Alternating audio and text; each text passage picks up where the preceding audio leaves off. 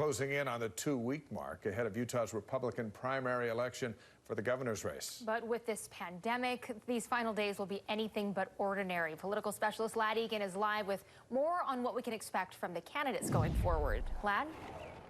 Yeah, well, we are entering the home stretch just as 2 of the campaigns have been hit with cases of COVID-19.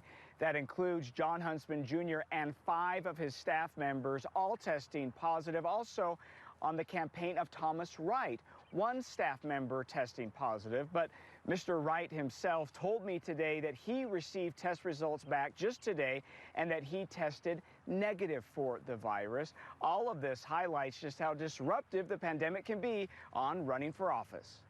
So they've had to really adjust and adapt. Running for governor during the pandemic has been unusual and challenging, says Deseret News opinion editor and KSL News radio host Boyd Matheson. There's been, I think, missteps by all the campaigns in various places along the way.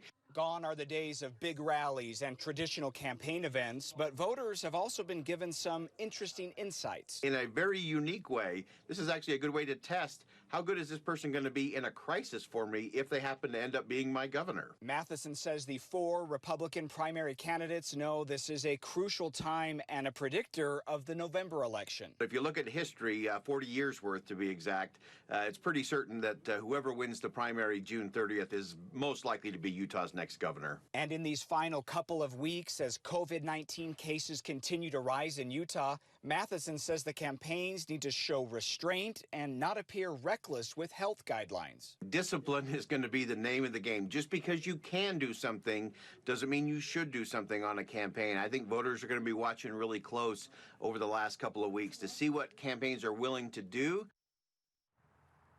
There is a debate scheduled for next week as to whether Mr. Huntsman will participate.